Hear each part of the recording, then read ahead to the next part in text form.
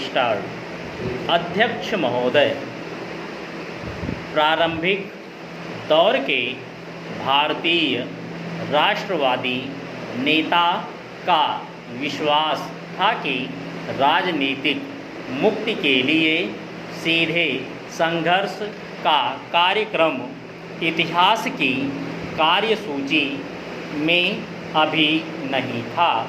कार्यसूची में था राष्ट्रवादी भावना का पैदा किया जाना, उसे गहन करना, राष्ट्रवादी राजनीति के दायरे में भारतीय जनता को अधिक संख्या में लाना और उन्हें राजनीति और राजनीतिक आंदोलन और संघर्ष के लिए प्रशिक्षित करना। इस दृष्टि से पहला महत्वपूर्ण कार्य था राजनीतिक प्रश्नों में जनता की रुचि उत्पन्न करना और देश में जनमत का संगठन।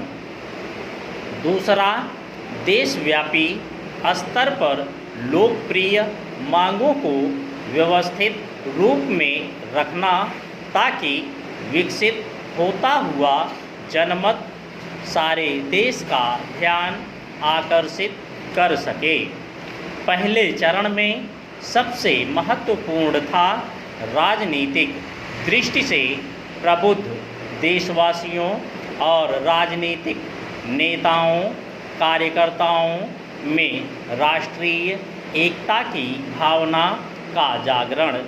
प्रारंभिक दौर के राष्ट्रवादी इस तथ्य के प्रति पूर्णतया सतर्क थे कि भारत निर्माण की प्रक्रिया में है भारतीय राष्ट्रीयता धीरे धीरे अस्तित्व में आ रही थी।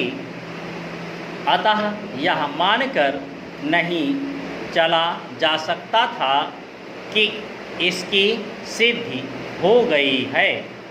राजनीतिक नेताओं को क्षेत्र, जाति और धर्म के पूर्वाग्रहों से मुक्त होकर राष्ट्रीय एकता की भावना को गहराने और विकसित करने का काम निरंतर और अनिवार्य रूप में करना ही था। उदाहरण के लिए भारतीय राष्ट्रीय कांग्रेस ने आशा की कि वह देश के विभिन्न भागों के सक्रिय राष्ट्रवादियों के बीच मित्रता के संबंधों को प्रगाढ़ करने की दिशा में एक छोटी सी शुरुआत करेगी। प्रारंभिक दौर के राष्ट्रवादियों ने अपनी आर्थिक और राजनीतिक मांगों को इस दृष्टि से तैयार किया था ताकि वे भारतीय जनता को एक समान आर्थिक और राजनीतिक कार्यक्रम के आधार पर संगठनबद्ध कर सके। संभवतया प्रारंभिक दौर के राष्ट्रवादियों को सबसे महत्वपूर्ण राजनीतिक काम उनका साम्राज्यवाद का आर्थिक विवेचन था।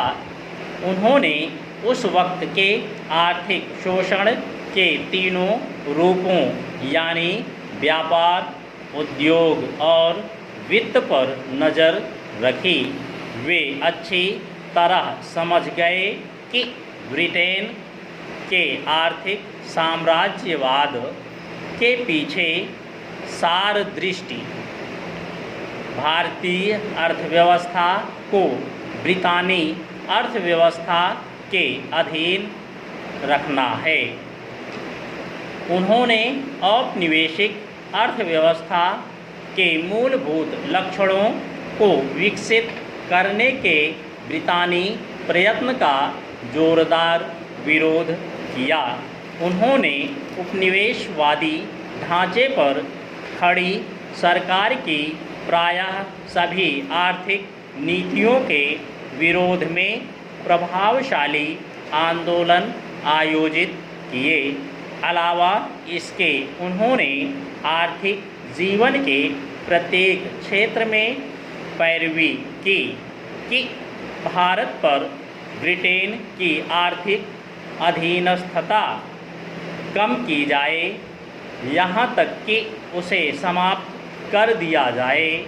इस दौर के राष्ट्रवादियों ने भारत की बढ़ती हुई गरीबी की चर्चा अपने लेखों और भाषणों में निरंतर की और उसे ब्रिटेन द्वारा भारत के आर्थिक शोषण से जोड़ा।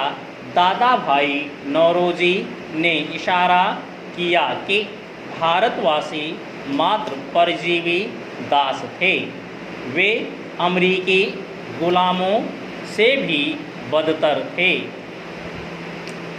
क्योंकि उनकी देखरेख उन अमेरिकी मालिकों द्वारा की जाती थी जिनकी वे संपत्ति थे।